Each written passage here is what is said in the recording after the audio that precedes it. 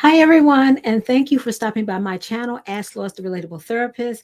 My name is Lois Godot, and this channel is all about helping you have positive family dynamics. And I give you tips and strategies so you can do this. I get my inspiration from reality TV, live events on TV, or anything else that I feel that's going to help me help you continue to have those positive family dynamics. Before I get started, let me do my disclaimer. This video is protected by the Fair Use Act of 1976, copyright disclaimer under Section 107 of the Copyright Act. Allowances made for use for purposes such as criticism, comment, news reporting, teaching, scholarship, education, and research. I titled this one, What Just Happened, because it seems like this particular episode, it got kind of heavy at the end. And so if you stay with me till the very end, after I give a synopsis of what this particular episode was about, I give you some tips and strategies if you're going through whatever I talk about, things that you can do to help yourself and your family. So we pick up with this episode with Marceau. He's upset because Kiki had thrown water in Letitia's face, assaulted her. And so he was telling Kimmy to call the police because maybe she's on drugs. Now, what's interesting to me is Kiki's husband sat back, saw the whole thing, listened to them talk about what she had just did to Letitia. He didn't say anything. But as soon as Marceau said, let's call the police because she might be on drugs, he gets all upset. He wants to fight. They have to hold him back. And he said, oh, that's just so disrespectful what Marceau said. And I was just looking and I'm like, so when your wife got upset and angry and came to somebody else's house with all this drama and literally just messed up the barbecue, you didn't say nothing about that. When you didn't get upset when your wife, who might be on probation allegedly from the last incident, and she may get arrested if he calls the police, you didn't get upset about that. And you didn't even get upset that she threw this water in her cousin's face, causing a rift in the family. You didn't get upset about that. None of that was disrespectful. But you say to Marceau that it's disrespectful when he says that she may be on drugs. Now, later on, Marceau says that he said that because he was upset. But the truth of the matter is, she had been on drugs. And it's not too far fetched to think that she may be, because throughout this particular episode, Kimmy talks about how, there may be something going on with Kiki because when I was holding her, she was shaking. And even Stormy's friend was saying, yeah, she was sweating. So there may be something going on. We don't know. But my point is, that's not such a far fetched statement that he made. But Kiki's husband told Marceau he wanted to fight because he thought that was so disrespectful. And it was interesting to me that he thought that statement was disrespectful, but all the stuff that his wife did wasn't disrespectful. And I was thinking that, you know what, maybe you should have addressed this with your wife before it really got out of hand. And then we see the next scene that Kimmy and Maurice is saying that, he should have really checked his wife. He should have really, pulled her back. And when I say checked her, I'm talking about pull her back and say, hey, honey, we shouldn't be doing this. But he didn't do any of that. And then it escalated. And it escalated into now he wanted to fight because he was saying, that's disrespectful. And given the indication that he wanted to fight, they had to literally hold him back. And then as they're pulling Kiki away, because now she's gotten, upset, even more upset because her husband's upset. She feels she's in the right. And so she's hollering to Letitia, you need to test Marceau. And she's still talking about her marriage. And I'm telling you, it's just really just puzzling me. Why is she so invested in this woman's husband saying that he's cheating? If Letitia doesn't want to address it, then just let it go. And even Kimmy says when she's doing her little promo, she's like, why is she still talking about this? This has nothing to do with her. And I look at it as a distraction because if I can distract and talk about what's going on in Letitia's life, then people won't talk about what's going on in my life. Or if I talk about what's going on in Letitia's life, then it won't look like she's got this perfect life. Because remember, Marceau keeps saying that he thinks Kiki feels that Letitia has the life that she should have had. I don't know because I don't know her that well, but that bears some thought because she just keeps getting involved and keeps talking about this woman's marriage. But one point that I really love was how Melanie, when they went outside and she's walking Kiki to the car, and she says, I want to ask you something. And I really like this. And she said, I want to get some clarity on what just happened. And then she starts asking Kiki questions. She says, did anybody touch you before the incident? And Kiki's like, oh, no, nobody touched me. Nobody did anything to me. Was anybody talking to you disrespectful? Kiki's like, no, nobody was talking to me disrespectful. When she didn't talk to me, that was disrespectful. But no, nobody said anything's disrespectful. And then she said, so then why did you throw the drink on her? And then Kiki's just standing there and she says, well, I guess I was angry. And then she started talking about what happened before. But Melanie's like, but at that moment, how could you have handled this differently? Because even though all of that happened before, it didn't happen just now. So the truth of the matter is, you came to this barbecue, to this event at someone's house to bring drama, to argue, being upset, and now you flip this, and now it all became about you because she's hollering, he's saying I'm on drugs. But none of this would have happened. None of this would have happened had you not thrown the water on her. So when Melody asked her, well, how could you have handled this differently? Kiki says, I could have matched energy with energy, meaning that because she wasn't talking to me, I could have not talked to her. And that's the truth. That's how she could have handled it. But instead, it really blew up into this really big drama, this situation, and it didn't have to go there. So when they got back to the table, they're all sitting down there, I guess, processing what had happened. And as Marcel was talking, as a therapist, I saw the hurt in his face because he said words. And that's one thing you got to be very careful to pick up on there. He said that he was not only angry, but he was hurt. He was explaining his frustration and his hurt because he had been there for her. And it looks like it hasn't helped. And he feels like she stabbed him in the back because he's been there for her and now she's talking about him. And then Stormy says something. Like I told you, this thing, it just continued to just evolve. It started with one thing, and that's why I said, what happened? Because now Stormy's defending Kiki and saying, I just feel that that was, what are her words? She said, she feels that it was a low blow to automatically assume that Kiki is on drugs. And she starts saying she's not on drugs, she's in recovery. And as Marcel is talking to her, she starts welling up with tears because she says she had a friend that was watching her kids and she was on drugs and she had to kick her out.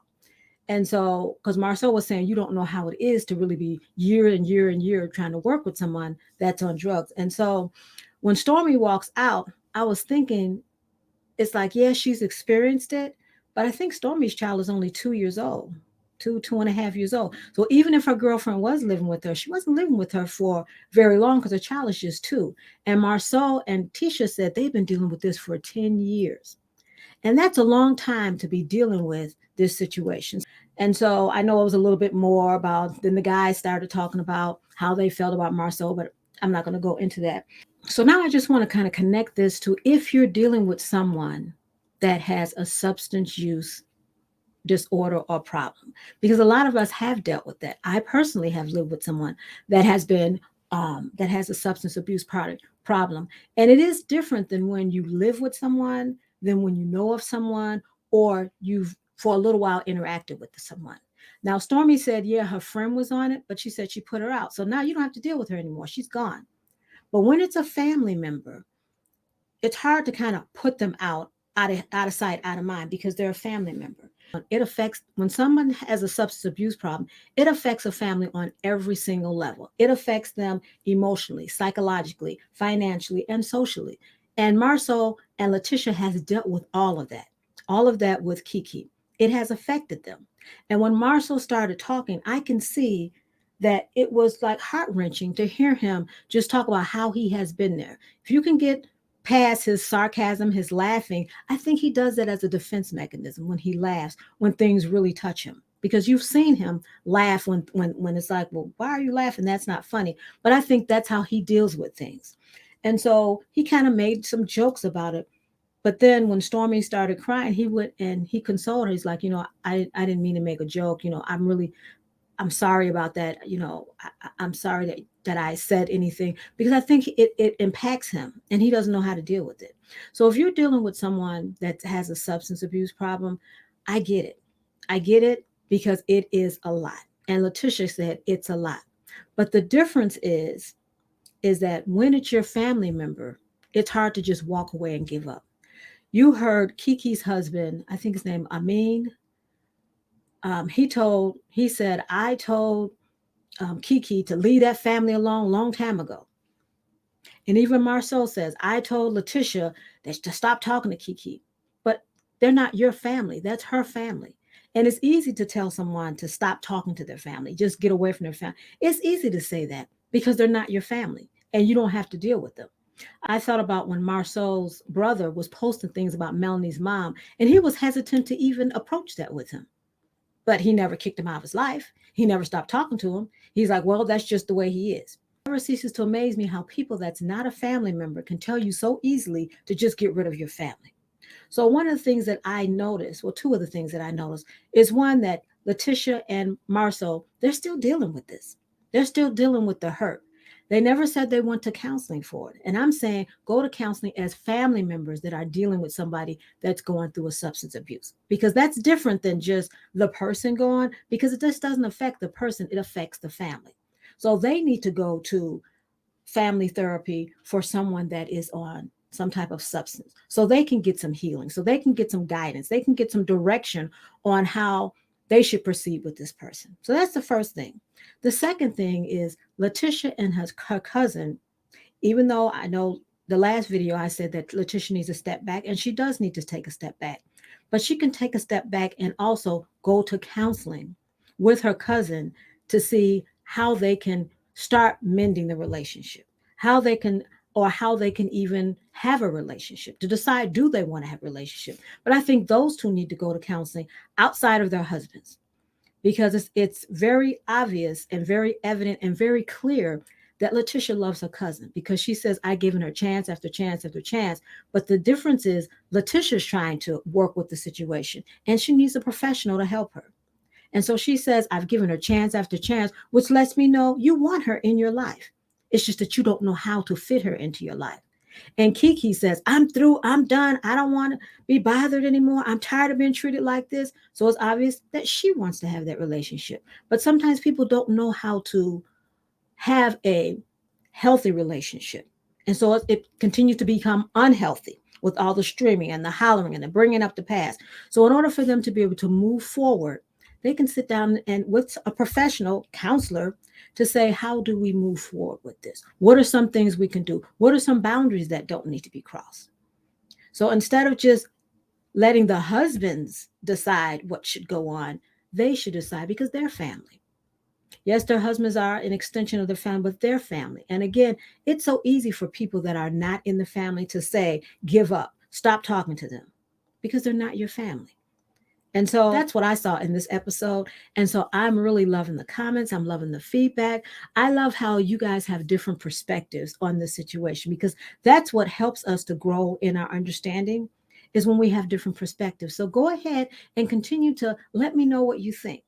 And we don't have to agree, but we can agree that we both have different perspective if your perspective is different from mine.